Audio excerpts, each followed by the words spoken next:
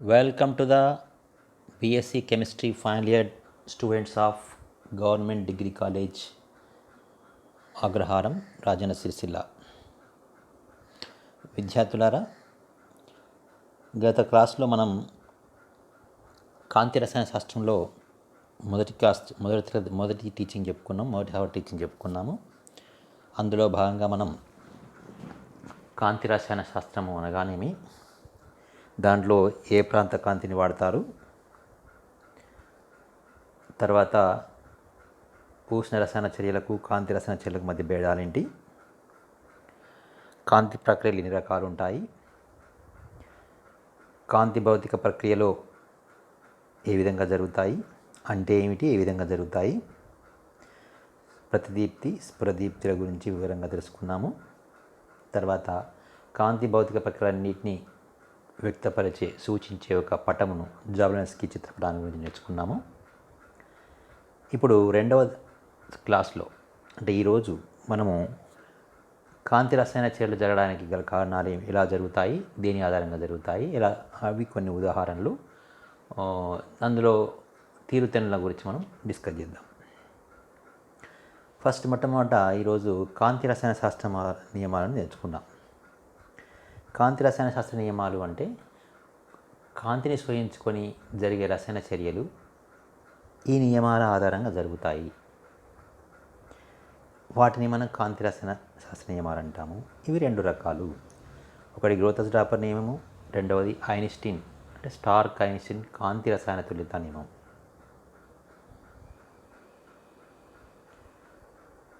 దాంట్లో మొట్టమొదటి గ్రోతస్ డాపర్ నియమము. గ్రోతస్ డాపర్ నియమం అనగా దీని కాంతి రసాయన శాస్త్ర ప్రథమ నియమం అని కూడా అంటారు. దీన్ని గ్రోత్ రసాయన శాస్త్రజ్ఞుడు ప్రతిపాదించాడు, డ్రాపర్ శాస్త్రజ్ఞుడు ప్రయోగపూర్వకంగా నిర్వచించాడు. దీన్ని మనం ఇప్పుడు ఈ స్క్రీన్ మీద చూడండి, దాని యొక్క డెఫినేషన్ ఉంది. ఏంటది?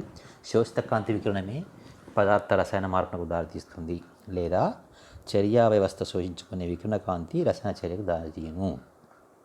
అంటే ఒక పదార్థంపై కాంతి పడ్డప్పుడు ఆ పదార్థం కాంతిని శోషించుకుంటే తప్ప చర్య జరగదు. అంటే చర్య జరగాలంటే కాంతిని ఖచ్చితంగా పదార్థం శోషించుకోవాలి. శోషించుకోకుండా మాత్రం చర్య జరగదు అని నియమం చెప్తుంది. అంటే శోషించుకోకుండా చర్య జరగదు అంటే జరగకపోవచ్చు, కానీ శోషించుకున్న తర్వాత చర్య జరగకపోని అంశాలు కూడా ఉంటాయని మాకు తెలుసు. ఇంతకుముందు చెప్పుకున్నాం. ఏంటి?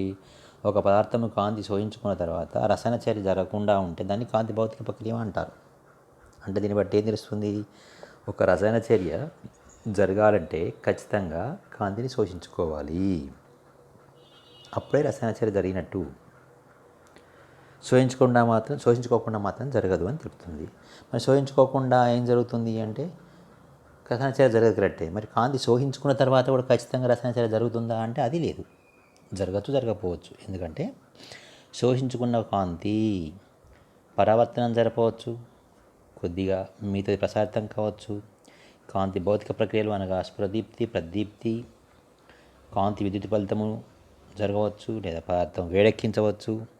దాంతోపాటు రసాయన మార్పు కూడా జరగవచ్చు. అంటే రసాయన మార్పు జరగాలంటే ఖచ్చితంగా కాంతి శోషించుకోవాలి. కాంతి శోషించుకోకుంటే రసాయన చర్య జరగదు. కానీ శోషించుకున్నంత మాత్రాన రసాయన చర్య జరుగుతుందా అంటే అది లేదు. శోషించుకున్నంత మాత్రం రసాయన చర్య జరగదు, కానీ జరగాలంటే ఖచ్చితంగా కాంతి శోషించుకోవాలనేది నియమం. ఇప్పుడు రెండవ నియమంకి వద్దాము. రెండవ నియమంకి వచ్చేసరికి స్టార్క్ ఐన్స్టీన్ తుల్యత నియమం అంటాం దీన్ని. స్టార్క్ ఐన్స్టీన్ కాంతి రసాయన తుల్యత నియమము. ఈ నియమంలో ఏం జరుగుతుంది ఏంటంటే దీన్ని కాంతి రసాయన శాస్త్ర ద్వితీయ నియమం అంటారు. దీని ప్రకారము మనందరికీ తెలుసు, కాంతి తరంగ రూపంలో ప్రయాణం చేస్తుంది. అందులో ఎలక్ట్రాన్లు ప్యాకెట్స్ కొద్ది నిర్ణీత శక్తి మొత్తంలో కణాల రూపంలో బయలుదేరుతాయి. వీటిని క్వాంటాలు లేదా ఫోటాన్లు అంటారు. అంటే దీన్ని ఈ విధంగా చూపించవచ్చు. ఈ విధంగా ఒక్కొక్క క్వాంటా రూపంలో ప్రయాణం చేస్తాయి. ఈ విధంగా జరిగే వాటిని ఇవి ఏం చేస్తాయంటే ఈ పదార్థం మీద పడ్డప్పుడు ఒక్కొక్క క్వాంటాను ఒక్కొక్క అణువు శోషించుకుంటుంది. శోషించుకొని రసాయన చర్యలో పాల్గొంటుంది. దాన్నే కాంతి రసాయన శాస్త్ర నియమం అంటాము. నిర్వచనం అక్కడ రాసి ఉంది, స్క్రీన్ మీద చూడండి ఒకసారి. కాంతి రసాయన చర్యలో ఒక్కొక్క వికిరణ కాంతి క్వాంటంను శోషించుకుని ఒక్కొక్క అణువు చర్యలో పాల్గొంటుంది. అంటే ఒక అణువు ఒక శక్తిని మనము ప్లాంక్స్ సిద్ధాంతం ప్రకారము E=hν ద్వారా సూచిస్తాము.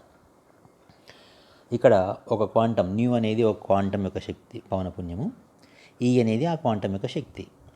అంటే ఆ క్వాంటం యొక్క శక్తికును క్వాంటం యొక్క శక్తికి పౌనపున్యానికి మధ్య అనులోమానుపాతంలో ఉంటుంది. అనులోమానుపాతాన్ని తొలగించినప్పుడు హెచ్ అనే ఒక స్థిరాంకం వస్తుంది. ఇప్పుడు దాన్ని మనము ఇంకో విధంగా కూడా చెప్పుకోవచ్చు.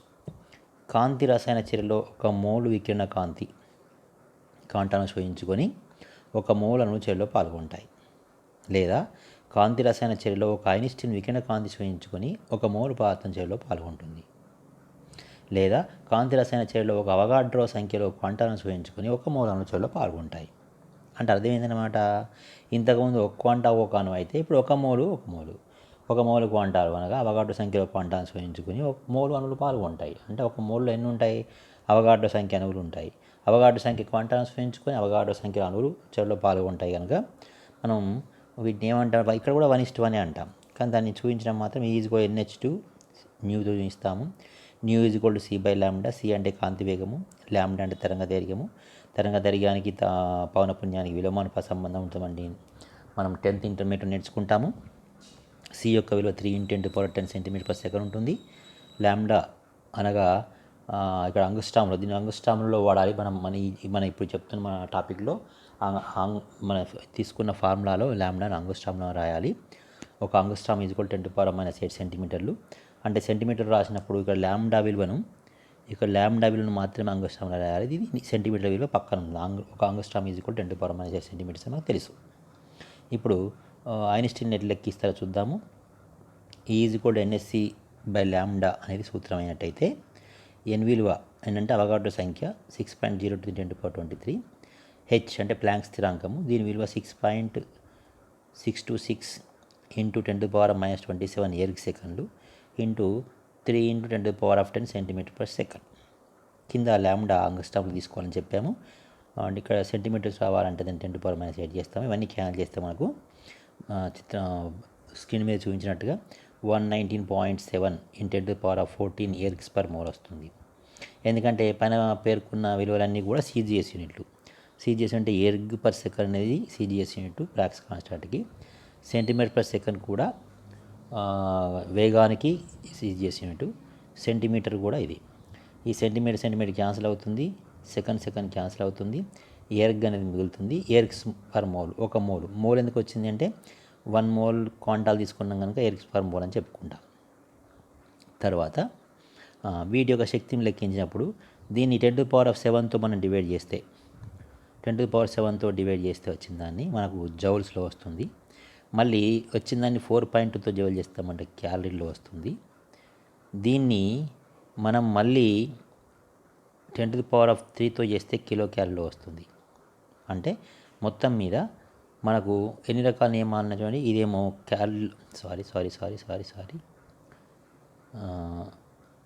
దీన్నేమో క్యాలరీలో శక్తి అంటాము, కిలో క్యాలరీల్లో. ఇది క్యాలరీల్లో, ఇది జౌల్లో, ఇది ఎర్గుల్లో. ఇన్ని రకాలుగా శక్తి మనం కరెక్ట్ చేయొచ్చు.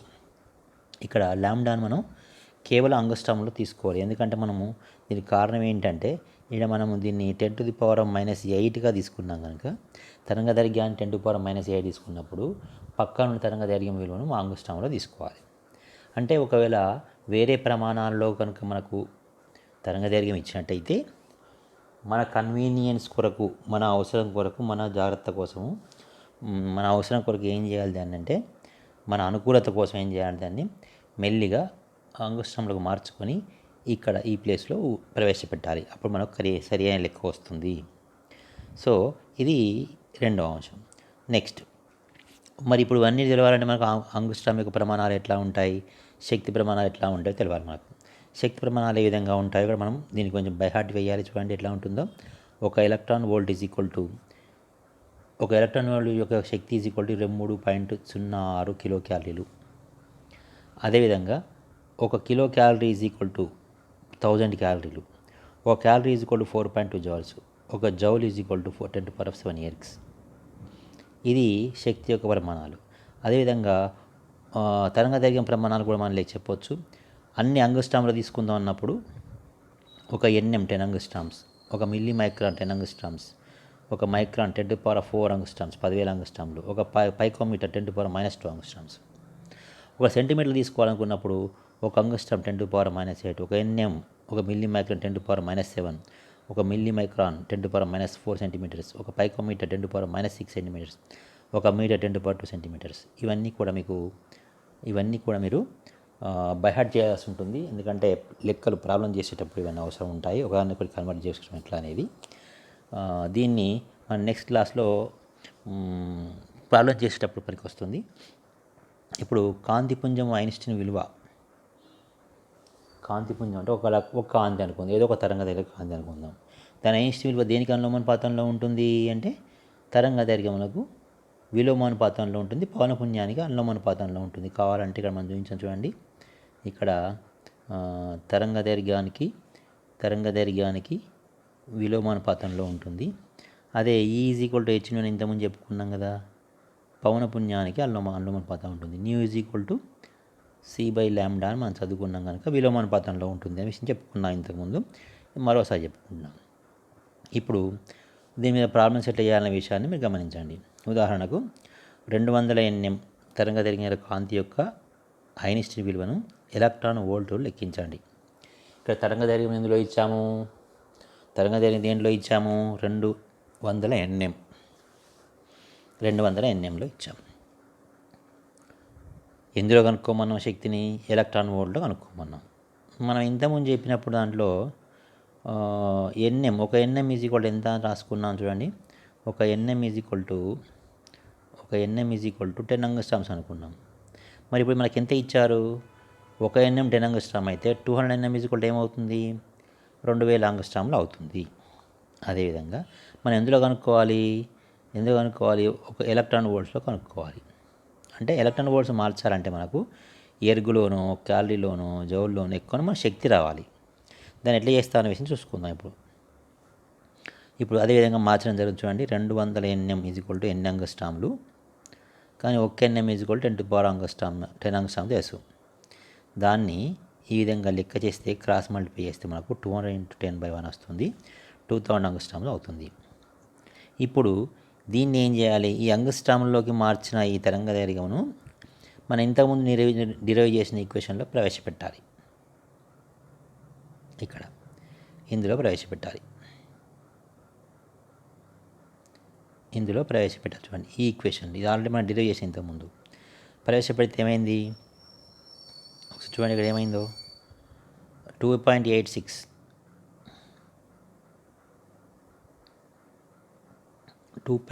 / 2000 × 10⁵. దీన్ని గణిస్తే మనకు 286/2 వస్తుంది. జాగ్రత్తగా చూడండి. ఇక్కడ 2.86 × 10⁵/2 అంటే 2000 ఉంది కనుక 1000 ఈ 3 సున్నాల కింద పోతే మీద 3 3 తగ్గుతుంది. అప్పటి నుంచి 2.86 × 10⁻²/2 అవుతుంది, ఈజ్ ఈక్వల్ 286/2 అవుతుంది. ఇది 143 కిలోగ్రాములు వస్తుంది. ఇప్పుడు దీన్ని ఏం చేయాలి, ఎలక్ట్రాన్ వోల్ట్లోకి మార్చాలి.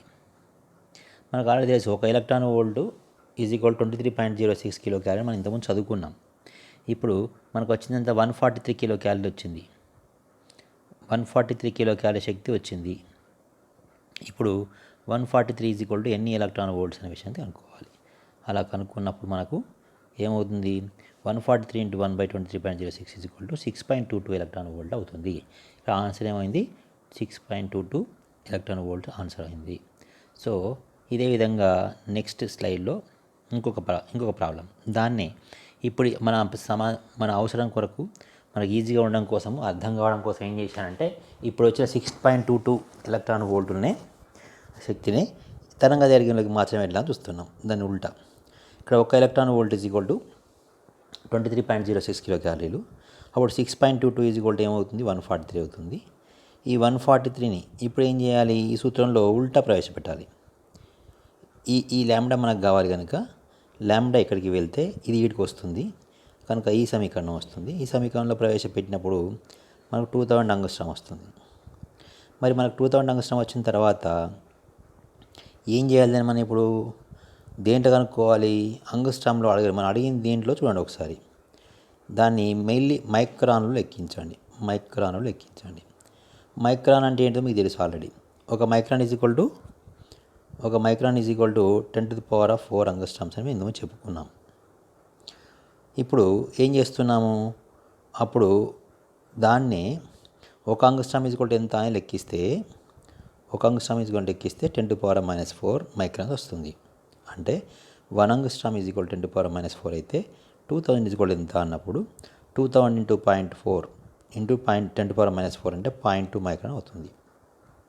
మళ్ళీ ఒకసారి ఒక మైక్రాన్ ఈజ్ ఈక్వల్ 10⁴ యాంగ్స్ట్రామ్స్ అయితే ఒక యాంగ్స్ట్రామ్ ఈజ్ ఈక్వల్ టు ఎంత అంటే 1 × 1 divide by 4 10⁴ is equal to 10⁻⁻4 microns. ఇప్పుడు ఏం చదువుకున్నాం ఇక్కడ? ఒక్క యాంగ్స్ట్రామ్ ఈజ్ ఈక్వల్ 10⁻⁻14 అయితే 4 మైక్రాన్స్ అయితే 2000 యాంగ్స్ట్రామ్ ఈజ్ ఈక్వల్ టు ఎంత అంటే 100 బనానాలకు ₹1 అయితే 2000 బనానాలకు ఎంత అని లెక్క పెట్టినట్టుగా ఇట్లా చెప్పుకున్నాం అనమాట. అప్పుడు ఈ విలువ వస్తుంది. ఈ విలువ నుంచి ఈ విలువ లెక్కిస్తాము. అంటే 0.2 మైక్రాన్. 0.2 మైక్రాన్ యొక్క తరంగదైర్ఘ్యం శక్తి యొక్క ఎనర్జీ విలువ 6.22 ఎలక్ట్రాన్ వోల్ట్లు. ఇది రెండవ లెక్క.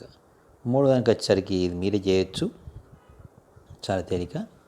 0.5 మైక్రాన్ తరంగదైర్ఘ్యాల కాంతి యొక్క శక్తిని, ఐన్స్టీన్ విలువను ఎర్గులో లెక్కించండి. అంటే ఇప్పుడు ఏం చేస్తున్నాం? 0.5 మైక్రాన్స్ ఇదిగో ఎన్ని యాంగ్స్ట్రాములు మనకు తెలుసు. ఒక మైక్రాన్ ఈజ్ ఈక్వల్ 10⁴ యాంగ్స్ట్రామ్స్ అని. దాని ప్రకారం లెక్కిస్తే 5000 యాంగ్స్ట్రామ్లు వస్తుంది. చూడండి ఇక్కడ. ఇప్పుడు సెకండ్ పార్ట్ స్టెప్ 2 ఏం చేయాలి? 5000 యాంగ్స్ట్రాములు ఇక్కడ ప్రవేశపెట్టాలి. ఇక్కడ పెడితే ఏమవుతుంది? ఈ 3 సున్నాలకు ఈ 3 కొట్టుపోతే 2 మిగులుతుంది.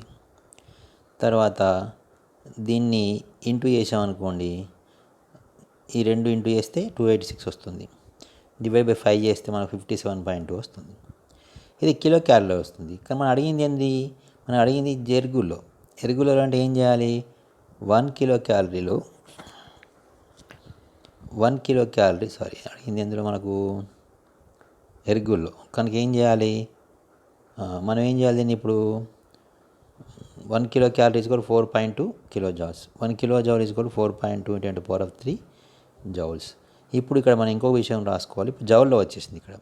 అంటే 57.2 kilo calorie is equal to ఎన్ని జౌళ్ళు? 1 kilo calorie is equal to 4.2 × 10⁻³ joules. అంటే అప్పుడు లెక్క ఎంత వచ్చిందంటే మనకు 2.4 × 10⁻5 జౌల్స్ వచ్చింది. ఇప్పుడు దీన్ని ఎరుగులోకి మనం జౌల్లోకి మాత్రం వచ్చింది, ఎరుగులోకి మార్చాలి. అంటే ఏం చేయాలి? అప్పుడు 1 joule is equal to 10⁻7 ergs. మరి ఇప్పుడు మన దగ్గర ఎన్ని ఉన్నాయి? 2.4 × 10⁻5 జౌల్స్ కూడా ఎంత అన్నప్పుడు క్రాస్ మల్టిప్లై చేస్తే మనకి ఎంత వస్తుంది? 2.4 × 10⁻7 + 5 12 ఎర్గ్స్ వస్తుంది. ఇది ఎర్గోల్లో. ఈ విధంగా మీరు ప్రాక్టీస్ కొరకు ఈ రెండింటిని వాడచ్చు. కింద చెప్పిన 3 ఎగ్జాంపుల్ తీసుకోవచ్చు. 300 milli micron is equal to ఎర్గుల్లో ఎంత, 0.5 micron is equal to electron వోల్ట్స్లో ఎంత, 4 ఎలక్ట్రాన్ వోల్ట్స్ యొక్క శక్తి ఎన్ఎంలో తరంగదైర్ఘ్యం ఎంత. నెక్స్ట్ ఇప్పటిదాకా చెప్పుకున్నంతా కూడా కాంతి రసాయన శాస్త్ర నియమాలు 2, గ్రోత్-డాప్ నియమము, స్టార్క్-ఐన్స్టీన్ నియమము.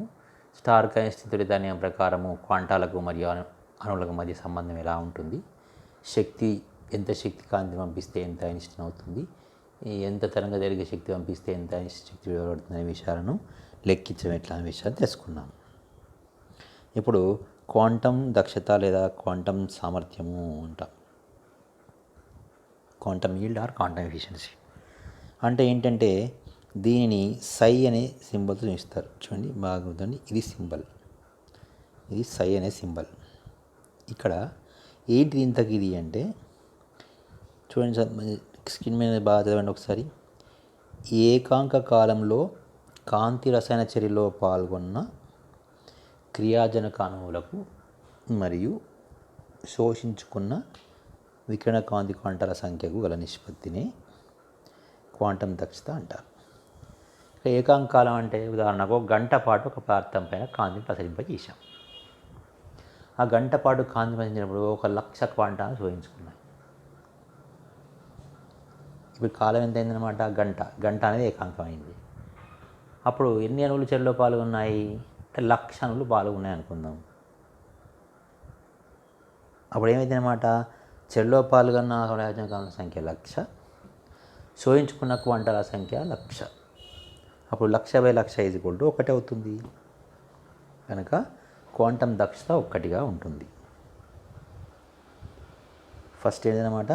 ఒక చర్యలు ఒక ఏకాంకాలం అంటే అది 1 నిమిషం కావచ్చు, 1 గంట కావచ్చు, 1 రోజు కావచ్చు, 1 సంవత్సరం కావచ్చు, 1 క్షణం కావచ్చు. అంటే ఒక స్థిరమైన కాలంలో చర్యలో పాల్గొన్న క్రియాజనకాల సంఖ్య ఎన్ని క్వాంటం శోధించుకున్నది, వాటి మధ్య నిష్పత్తిని మనం క్వాంటం దక్షత అంటాం. ఇదే విధంగా ఇంకొక కూడా చెప్పొచ్చు. ఏకాంక కాలంలో కాంతి రసాయన చర్యలో పాల్గొన్న క్రియాజనక అణువుల మోళ్ల సంఖ్యకు శోధించుకున్న ఐన్స్టీన్ల సంఖ్య గల నిష్పత్తి. ఐన్స్టీన్ అంటే ఏంటిది? కాంతి యొక్క శక్తి. ఏ కాంతి యొక్క శక్తి? 1 మోలు క్వాంటాల కాంతి శక్తి. 1 మోలు క్వాంటాలను శోధించుకున్నానంటే మాట అర్థం. ఒక ఐన్స్టీన్ కాంతి శక్తి శోధించుకోవడం అంటే 1 మోలు క్వాంటాలు. 0.1 ఐన్స్టీన్ అంటే 0.1 మోల్లో ఐన్స్టీన్ సంఖ్య. అప్పుడు చర్యలో పాల్గొన్న అణువుల సంఖ్య ఎంత అంటే, ఒక ఐన్స్టీన్ శోధించుకొని 1 మోల్ పాల్గొంటే 1/1 అవుతుంది. అర ఐన్స్టీన్ శోధించుకుంటే అర మోల్ పాల్గొంటే 1/1 అవుతుంది. అయితే ఇక్కడ ఇంకొకటి ఉంది. ఇది మనకు అప్రస్తుతం అని సిలబస్లో లేదు. ఇది కాంతి రసాయన చర్య రేటుకు మరియు శోషిత కాంతి తీవ్రత గల మధ్య నిష్పత్తినే క్వాంటం దక్షత అంటారు. అంటే మనము కాంతి తీక్ష్ణత, ఒక శోషిత కాంతి అంటే ఆ కాంతిని పంపించినప్పుడు ఆ పదార్థం కాంతిని శోషించుకుంటుంది. శోషించుకున్న తీవ్రత కాంతి ఎంత శోషించుకుంది, ఎంత వేగంతో చర్య జరుగుతుందో వాటి మధ్య నిష్పత్తిని కూడా మనం క్వాంటం దక్షత అంటాం. ఇప్పుడు ఈ మూడవది మనకి ఇప్పుడు అప్రస్తుతం, ఎందుకంటే సిలబస్లో లేని అంశము. ఇక్కడ దీన్ని పక్క పెట్టేస్తే మనకు ఇప్పుడు మనం ఒక్కసారి గమనించండి. ఒక్కసారి ఇప్పుడు క్వాంటం దక్షత నిర్వచనం ప్రకారము క్వాంటం దక్షత ఎంత ఉండొచ్చు ఒక రసాయన చర్యకు మనం ఆలోచిస్తే, ఖచ్చితంగా రసాయన శాస్త్ర ద్వితీయ నియమం ప్రకారం, కాంతి రసాయన శాస్త్ర ద్వితీయ నియమం ప్రకారము అనగా స్టార్క్ ఐన్స్టీన్ కాంతి రసాయన తుల్యతా నియమం ప్రకారము ఒక్కొక్క అణువు ఒక్కొక్క క్వాంటాను శోధించుకుంటుంది. లేదా 1 మోల్ క్వాంటాలు 1 మోల్ క్వాంటాలను శోధించుకుంటాయి. లేదా ఒక ఐన్స్టీన్ అంటే 1 మోల్ క్వాంటాల శక్తిని శోధించుకొని 1 మోల్ చర్యలో పాల్గొంటుంది అని చెప్పింది. ఇలా చెప్పినప్పుడు ఖచ్చితంగా ఇది మనకు ఒకటే రావాలి. ఎప్పుడు కూడా శోధించుకున్న అణువుల సంఖ్య శోధించుకున్న క్వాంటా సంఖ్య చర్యలో పాల్గొన్న సంఖ్య ఎప్పుడు స్థిరంగా ఒకటే ఉండాలి. ఇక మరి ప్రాబ్లం ఏముంది? ఎట్లా ఒక కాంతి రసాయన శాస్త్ర ద్వితీయ నియమం ప్రకారము క్వాంటం దక్షత ఎల్లవేళలా ఒకటే ఉండాలి. ఇంతే. కానీ ఏమవుతుందంటే అసాధారణంగా కొన్ని రసాయన చర్యలకు క్వాంటం దక్షత 1 కన్నా ఎక్కువ ఉంటుంది, 1 కన్నా తక్కువ ఉంటుంది, కొన్నింటికి 1 ఉంటుంది. ఇదే మనం ఇక్కడ పక్క స్క్రీన్ మీద చూస్తున్నప్పుడు చూడండి. కాంతి రసాయన శాస్త్ర ద్వితీయ నియమం ప్రకారము ఒక రసాయన చర్య క్వాంటం లబ్ది ఏకాంకంగా ఉండాలి. కానీ అనేక రసాయన చర్యలను మనం ప్రయోగపూర్వకంగా పరిశీలించినప్పుడు కొన్ని 1 కన్నా ఎక్కువగాను, కొన్ని 1 కన్నా తక్కువగాను, కొన్ని 1కి సమానంగాను ఉన్నాయి. అంటే అర్థమైందనమాట. కొన్ని చర్యల్లో క్వాంటాలు శోధించుకునేది ఎక్కువ, చర్యలో పాల్గొనేది తక్కువ. మరికొన్నింటిలో క్వాంటాను శోధించుకునేది ఎక్కువ, చర్యలో పాల్గొనేది తక్కువ. ఇంకొన్నింటిలో క్వాంటాను తక్కువ శోధించుకొని ఎక్కువ చర్యలో పాల్గొంటున్నాయని అర్థం. ఈ విధంగా క్వాంటం దక్షతలు ఐన్స్టీన్ కాంతి రసాయన తుల్యతా నియమాన్ని అనుసారంగా కాకుండా భిన్నంగా ఉండడాన్ని, అంటే 1 ఉండాలనుకున్నాం ఇంతకుముందు, 1కి బదులుగా 2, 3 లేదా <1 ఉండడాన్ని మనం ఏమంటామంటే అసాధారణ క్వాంటం దక్షత అంటాం. అయ్యో ఇప్పుడు ఏం చెప్పారు మనకు? ఒక రసాయన శాస్త్రం ఏమేం చెప్పారు? ఆ నియమం ప్రకారం 1:1 ఉండాలన్నారు. 1 మోలు 1 మోల్ అన్నారు, 1 అన్నారు, ఒక ఐన్స్టీన్ 1 మోల్ అన్నారు. ఇవన్నీ అని మళ్ళీ ఇప్పుడు దాన్నే క్వాంటం దక్షత, ఆ నిష్పత్తినే క్వాంటం దక్షత అన్నారు. మళ్ళీ ఇప్పుడు వెంటనే అసాధారణం అంటున్నారు. అసాధారణంలో శోషించుకునే క్వాంటాల సంఖ్య ఎక్కువ ఉండొచ్చు, చర్యలో పాల్గొనే తక్కువ ఉండొచ్చు, లేదా సమానంగా ఉండవచ్చు, లేదా ఎక్కువ ఉండొచ్చు, తక్కువ ఉండొచ్చు అని చెప్పి అనుకుంటున్నాం. దీన్ని అసాధారణం అంటాం అనుకున్నాం. ఇంతకు అసాధారణం ఎప్పుడు ఏర్పడుతుంది, ఎందుకు ఏర్పడుతుంది, సాధారణం ఎప్పుడు అనే విషయాన్ని కూడా మనం నిన్న చెప్పుకోవచ్చు. ఇప్పుడు అసాధారణ క్వాంటం కారణాలు చెప్పుకుంటాం. ఇప్పుడు ఏం చేస్తున్నాం మనం? అసాధారణ క్వాంటం దక్షత గల కారణాలను మనము చెప్పుకుంటున్నాం. అయితే ఇక్కడ అసాధారణంగా క్వాంటం దక్షత ఒకటి కన్నా ఎక్కువ లేదా ఒకటిగా ఉండడానికి ప్రతి దానికి గల కారణం ఏంటని ఆలోచించినప్పుడు, ఎందుకు మనం ఐన్స్టీన్స్ కాంతి రసాయన శాస్త్ర ప్రథమ ద్వితీయ నియమాంతో పోల్చినప్పుడు ఒకటే రావాలి, కానీ ఎందుకు ఒకటి రావట్లేదు అనుకున్నప్పుడు ఇక్కడ ఒక అంశం స్పష్టమైంది. ఏంటంటే కాంతి రసాయన శాస్త్రం ఏదైనా, కాంతి రసాయన చర్య ఏదైనా 2 దశల్లో జరుగుతుంది. ఒకటి ప్రాథమిక దశ, రెండవది ద్వితీయ దశ. దీన్ని గౌణ దశ అని కూడా అంటాం. అంటే ఈ ప్రాథమిక దశలో ఏం జరుగుతుంది, గౌణ దశలో ఏం జరుగుతుందో తెలిస్తే మనకు అసాధారణ క్వాంటం దశ ఎందుకు వస్తుందో అర్థమవుతుంది. ఉదాహరణకు మనం ప్రాథమిక దశ తీసుకుందాం. ఈ దశ కాంతి సమక్షంలో మాత్రమే జరుగుతుంది. మరి ద్వితీయ దశ కాంతి లేకుండా జరుగుతుంది. అంటే కాంతి సమక్షంలో జరిగే ప్రాథమిక దశనే కనుక మనకు ప్రాథమిక దశలో మాత్రమే ఐన్స్టీన్ కాంతి రసాయన తులితాన్ని మాత్రం వర్తిస్తుంది. ద్వితీయ దశకు ఎలాంటి మాత్రంలో కాంతి రసాయన శాస్త్ర విజ్ఞానం వర్తించదు. ఇది చాలా ఇంపార్టెంట్ పాయింట్. అయితే ప్రాథమిక దశలో ఏం జరుగుతుంది అంటే, ప్రాథమిక దశలో ఒక్కొక్క క్రియాజనకాణువు ఒక్కొక్క క్వాంటాన్ని శోషించుకుంటుంది, ఉద్రిక్త స్థితికి చేరుకుంటుంది. అంతే, ఇదే జరుగుతుంది. కానీ ఉద్రిక్త స్థితిలో చేరుకున్న అణువు ఏం చేస్తుందనే విషయం దీనికి సంబంధం లేదు. అంటే ఉదాహరణకు దీనికి ఒక చిన్న మంచి ఉదాహరణ చెప్పచ్చు. ఒక సినిమా మార్కెట్లో విడుదలైంది. ఇవాళ ఒక 1000 మంది చూశారు. రెండో రోజు 1000 మంది వెళ్ళొచ్చు, లేదా 1000 మంది వెళ్ళొచ్చు, లేదా వందల్లో వెళ్ళొచ్చు. ఈ వెళ్ళి వచ్చిన వాళ్ళు చాలా బాగుందని తెలిస్తే చెప్తే 1000కి వారు 2000 వెళ్తారు. చెత్త అన్నారనుకోండి, 1000కి వారు 100 వెళ్తారు. ఓకే అన్నారనుకోండి, సేమ్ ప్రభావితం చేయకుండా 1000 వెళ్తారు. అంటే సినిమా సక్సెస్ అనేది ఫెయిల్యూర్ అనేది దేని మీద ఆధారపడింది? ఇక్కడ ఫస్ట్ రోజు పోయి చూసిన వాళ్ళ యొక్క టాక్ మీద ఆధారపడి ఉంటుంది. నెక్స్ట్ ఏం జరుగుతుందనే విషయం. అంటే ఒక సినిమా 4 రోజులు ఆడిందంటే మొదటి రోజు జరిగే రష్ని బట్టి, ఆ రోజు ఉన్న టాక్ను బట్టి రెండో రోజు జరిగినట్టు 3 రోజు నడుస్తూ ఉంటుంది. సినిమా హిట్ అయితే 1000 మంది చూస్తారు, సినిమా హిట్ పట్ అయితే తక్కువ పోతారు, 2 రోజులకి సినిమా వెళ్ళిపోతుంది. అలానే కాంతి రసాయన శాస్త్ర ప్రథమ నియమంలో ప్రాథమిక దశలో ఏం జరుగుతుంది? ఒక్కొక్క క్వాంటాను శోషించుకున్న అణువు చర్యలో పాల్గొండు ఉద్రిక్త స్థితికి వెళ్తుంది. ఉద్రిక్త స్థితికి మాత్రమే వెళ్తుంది. దాన్ని ఇక్కడ చూపించడం జరిగింది చూడండి జాగ్రత్తగా. అంటే కాంతి రసాయన తులిత నియమం అనేది కేవలం ప్రాథమిక దశకే వర్తిస్తుంది. ఇందులో ఒక్కొక్క క్రియాజనకాణువు వికిరణ కాంతి క్వాంటం చూపించుకొని ఉద్రిక్త స్థితికి చేరుకుంటుంది. అయితే ఇక్కడ మనం ఏం చెప్పొచ్చు? ఇప్పుడు ద్వితీయ నియమాన్ని, ఇంతకుముందు చెప్పిన ద్వితీయ నియమాన్ని మార్చి చెప్పచ్చు. ఒక కాంతి రసాయన చర్య ప్రాథమిక దశలో పాల్గొని ఒక్కొక్క అణువు ఒక వికిరణ కాంతి క్వాంటం శోషించుకుని ఉత్తేజిత లేదా ఉద్రిక్త స్థితికి చేరుకుంటుంది అనేది ఇది ఖచ్చితమైన కరెక్ట్ అయిన ప్రథమ నియమం. ద్వితీయ నియమం ఒక్కొక్క అణువు తీసుకొని ఒకటి పాల్గొంటుందని ఇంతకుముందు చెప్పింది కరెక్ట్ అయింది కాదు, ఇప్పుడు కరెక్ట్ అయింది. మరి ఈ రెండవ దశలో ఏం జరుగుతుంది అనే విషయాన్ని చూద్దాం. ఇంతకుముందు చెప్పుకున్నాం రెండో దశ చీకట్లో కూడా జరుగుతుందని. చీకట్లో జరిగినప్పుడు ఈ కాంతి అవసరమే లేదనుకున్నాం. అంటే మొట్టమొదటి స్థితిలో ఏదైతే ఉద్రిక్త స్థితికి వెళ్ళిందో ఇది సినిమాకి వెళ్ళిందనమాట. ఇది ఇంటికి వచ్చి ఏం చెప్తుంది? సినిమా బాగుందని చెబుతుంది, లేదంటే చెత్త ఉందని చెప్తుంది, లేకపోతే ఏమి చెప్పదు, ఓకే అంటుంది. అంటే ఇక్కడ ఏం జరుగుతుందో బాగా జాగ్రత్తగా గమనించండి. 3 రకాలుగా ప్రవర్తిస్తాయి. మొదటి విధానం, ఈ విధానంలో ప్రాథమిక దశలో వచ్చే కాంతి రసాయన శాస్త్ర విజ్ఞానం ప్రకారము ఉద్రిక్త స్థితికి చేరిన అణువులు నేరుగా రసాయన చర్యలో పాల్గొంటాయి. ఉత్పన్నంగా ఏర్పరుస్తాయి. అంటే ఎన్ని క్వాంటాలను స్వేయించుకున్నాయో అణువులు అన్ని అణువులు చర్యలో పాల్గొంటాయి. ఉది స్థితికి వెళ్తే అక్కడి నుంచి అక్కడ చర్యలో పాల్గొంటాయి. ఏం లేదు, అప్పుడు నిష్పత్తి ఒకటే ఉంటుంది. కానీ రెండో మెథడ్లో ఏమవుతుందంటే ప్రాథమిక దశలో ఉద్రిక్త స్థితికి చేరుకున్న దేని ప్రకారం చేరుకున్నాయి అవి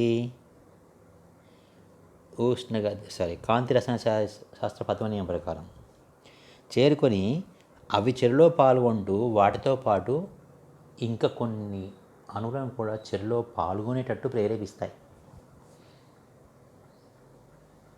అంటే సినిమాకి వచ్చినోడు చాలా బాగుంది ఫ్రెండ్స్ అందరు చెప్తే అందరు పోయి సినిమా చూసినట్టు చేస్తుంది అన్నమాట. ఫలితంగా శోహించుకున్న వికరణ కాంతి ఖండాల సంఖ్య కన్నా రసాయన చర్యలో పాల్గొనే అణువుల సంఖ్య అధికమవుతుంది. కావున చర్య యొక్క క్వాంటం దక్షత ఒకటి కన్నా ఎక్కువ ఉంటుంది. మరి మూడో విధానంలో ఏం జరుగుతుంది? మూడో విధానంలో ఇది ఉల్టా. ప్రాథమిక దశలో సేమ్ కాంతి రసాయన శాస్త్ర ద్వితీయ ప్రకారమే ఉద్దేశికి వెళ్తుంది. కానీ ఒక 100 వెళ్తే అందులోకి వెళ్ళి 10 చర్యలో పాల్గొంటాయి, మిగతా 90 తిరిగి వచ్చి మళ్ళీ భూస్థితికి చేరుకుంటాయి. శక్తి లేక చేతగాక చర్యలో పాల్గొనే శక్తి లేక కిందకి వచ్చేస్తాయి. అంటే కొన్ని నిశ్చయం చెందుతాయి. అప్పుడు ఏమవుతుంది? శోధించుకున్న క్వాంటాల సంఖ్య ఎక్కువ అవుతుంది. మరియు ఆ తర్వాత చర్యలో పాల్గొనే సంఖ్య తక్కువ అవుతుంది. అంటే సినిమాకు వచ్చినోడు చెత్త అంటే ఇంకోటి ఎవడు పోకుండా చేసినట్టుగా అప్పుడు ఏమవుతుంది? సినిమా సక్సెస్ తగ్గిపోతుంది అనమాట. ఈ విధంగా 3 రకాలుగా జరుగుతుంది. అందువల్లనే మనకు అసాధారణ క్వాంటం దక్షత ఏర్పడుతుంది. ఇప్పుడు అసాధారణ క్వాంటం దక్షత ఎందుకు ప్రదర్శిందో చెప్పుకున్న తర్వాత కొన్ని ఉదాహరణలు, అంటే అసాధారణ క్వాంటం దక్షత ప్రదర్శించే సమ్మేళనాలు రసచర్యలేవి ఒక ఉదాహరణ ఈరోజు చూద్దాం. నెక్స్ట్ రెండవ క్లాస్లో ఇంకా ఇతర ఉదాహరణలు మరియు ప్రాబ్లమ్స్ నెక్స్ట్ క్లాస్ చెప్పుకుంటాం. రేపటితో ఈ చాప్టర్ అయిపోతుంది. మనకు ఇందులో చాలా ముఖ్యమైన ప్రశ్నలు ఏంటంటే కాంతి రసాయన శాస్త్ర నియమాలను నిర్వచించండి, కాంతి భౌతిక ప్రక్రియలు అనగానేమి, కాంతి భౌతిక ప్రక్రియల గురించి తెలపండి, ప్రదీప్తులు నిర్వచించి వాటి యొక్క మధ్య భేదాన్ని తెలపండి, స్వరదీప్తి అనగానేమి అది ఏ విధంగా జరుగుతుందో తెలపండి, ప్రదీప్తి అనగానేమి అది ఏ విధంగా జరుగుతుందో తెలపండి, విధానం తెలపండి, జాబ్లోన్స్కీ చిత్రపటాన్ని వివరించండి, తర్వాత కాంతి రసాయన శాస్త్ర నియమాన్ని తెలపండి, అసాధారణ క్వాంటం దక్షత అనగానేమి, అసాధారణ క్వాంటం దక్షత అనగానేమి, అసాధారణ క్వాంటం దక్షత గల కారణాలు ఏమిటి అనేవి ఇవి చాలా ఇంపార్టెంట్ ప్రశ్నలు. తర్వాత ఉదాహరణలో ఇప్పుడు ఫస్ట్ ఒక ఉదాహరణ చెప్పుకుంటాం. అధిక క్వాంటం దక్షత అంటే క్వాంటం దక్షత ఒకటి కన్నా ఎక్కువ దాని గురించి మాట్లాడుతున్నాం. ఇప్పుడు కాంతి సమక్షంలో H2Cl2 చేరినుంది సంకలన పదార్థం HCl ఏర్పడతాయి. మనం ఇంతకుముందు చెప్పుకునేది కాంతి రసాయన చర్య అనుకున్నాం కనుక కాంతి సమక్షంలో జరిగినప్పుడు 2 రకాలు జరుగుతాయి. అదేం చర్య అంటే ఇది ఇప్పుడు చెప్పుకున్న చర్య ఇది H2+Cl2 gives 2HCl in presence of 4000 angstrom wavelength. అంటే కాంతిపుంజం యొక్క తరంగ దైర్ఘ్యం 4000 ఆంగస్ట్రామ్లు. దీని శక్తి ఎట్లా కనుక్కోవచ్చు? మీకు ఇంతకుముందు చెప్పడం జరిగింది. అంత శక్తి శోధించుకొని బంధాలు విచ్ఛిన్నమై ఉత్పన్నాలు ఏర్పడతాయి. దీని క్వాంటం దక్షత ఎంత అంటే దీని క్వాంటం దక్షత 10⁴. అంటే ఒక క్వాంటాన్ని శోధించుకుంటే 10,000 అణువులు చర్యలో పాల్గొంటాయి. అంటే ఒకటి పాల్గొంటుంది, పాల్గొన్న తర్వాత అది మళ్ళీ ఏం చేస్తుంది? మిగతా 10,000 అణువులను పాల్గొంటూ చేస్తుంది. అది ఎట్లా అని చూద్దాం నెక్స్ట్. సో ఇప్పుడు ప్రాథమిక దశలో ఏం జరుగుతుందో చూద్దాం. ఫస్ట్ ఇంతకుముందు చెప్పినట్టే ప్రాథమిక దశలో కాంతి రసాయన శాస్త్ర ద్వితీయ నియమం ప్రకారము 4000 ఆంగస్ట్రామ్ల కాంతి తరంగ దైర్ఘ్యం యొక్క క్వాంటాన్ని శోధించుకొని క్లోరిన్ అణువులు విద్యుక్త ఉదిస్థితికి చెంది స్వేచ్ఛా ప్రతిపాదికలుగా మారుతాయి.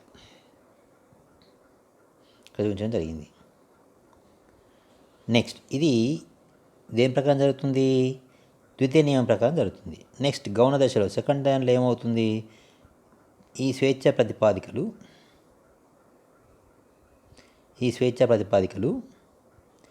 H2తో చేరినుంది HClను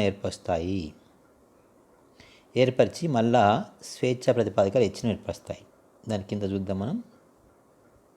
ఈ ఏర్పడ్డ హైడ్రోజన్ స్వేచ్ఛా ప్రతిపాదికలు మళ్ళీ క్లోరిన్తో చేరినది H ఏర్పడుతూ మళ్ళీ క్లోరిన్ ఏర్పడుతుంది. క్లోరిన్ స్వేచ్ఛా ప్రాతిపాదిక మళ్ళీ అంటే ఇక్కడ చూడండి స్టెప్ 1 స్టెప్ 2 రిపీట్ అవుతాయి.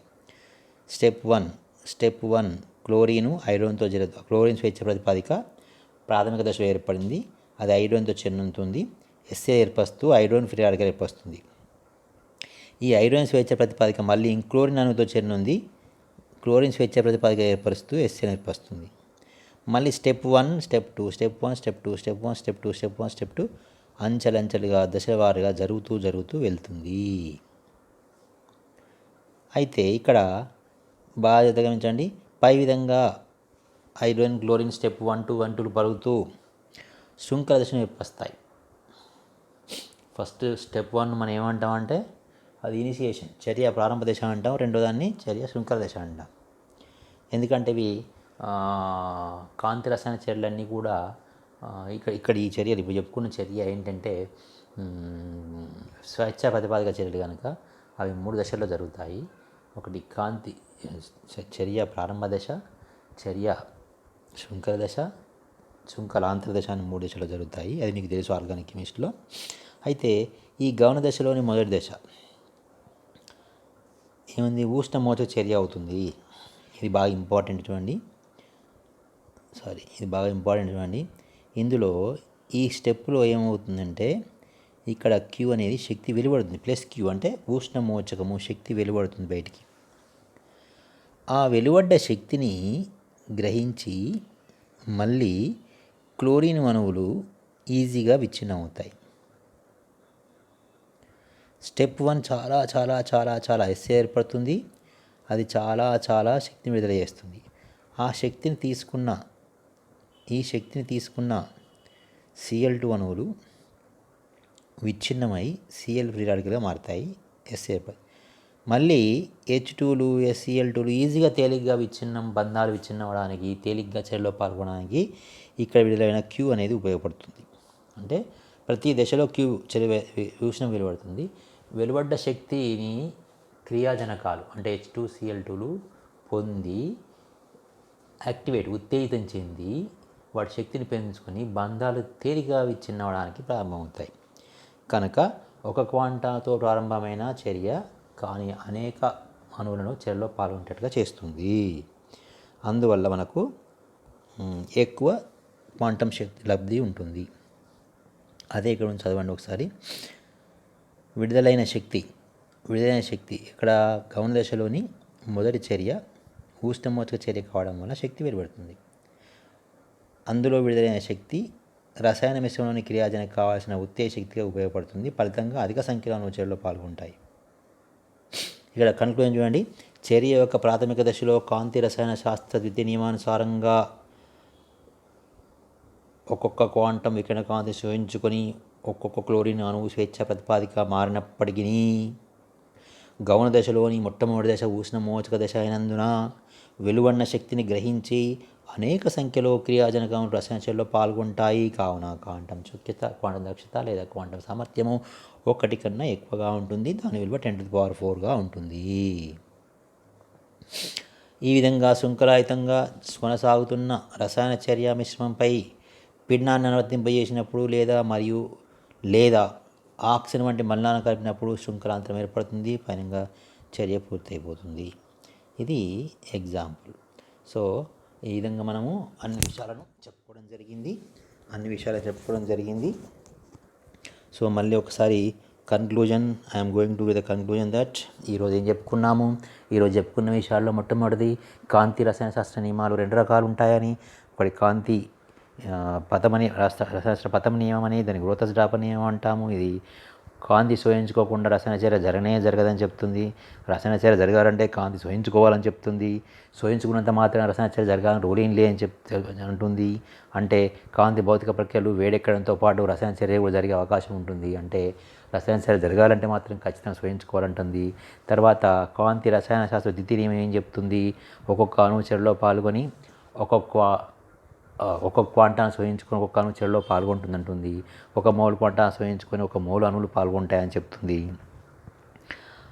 అది కానీ ఇక్కడ క్వాంటం లబ్ధికి వచ్చేవారికి ఏం చెప్తుంది అంటే క్వాంటం లబ్ధి అనే విషయం చెప్పుకొచ్చినప్పుడు క్వాంటం లబ్ధి అనగా ఏమేంటంటే చర్యలో పాల్గొనే అణువుల సంఖ్యకు మరియు శోషించుకున్న క్వాంటం సంఖ్య మధ్య నిష్పత్తిని క్వాంటం లబ్ధి అంటారని. ఇది ఖచ్చితంగా ద్వితీయ నియమం ప్రకారం చూసినప్పుడైతే ఒకటే ఉండాలి, ఏకాంక విలువ కలిగి ఉండాలి. కానీ ఎందుకో అనేక రసాయన చర్యలకు ఒకటికన్నా ఎక్కువగాను, కొన్నిటికి తక్కువగాను, కొన్నిటికి ఒకటికి సమానంగాను ఉంటున్నాయి.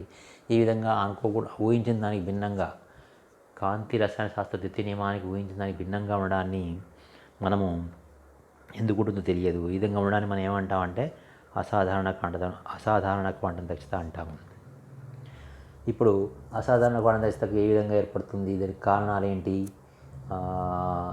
అనే విషయం చెప్పుకున్నాం. అంటే దాని ప్రకారము కారణాలు ఏంటంటే, ఒక కాంతి రసాయన చర్య 2 దశలో జరుగుతుందని, ప్రాథమిక దశ, ద్వితీయ దశ అని.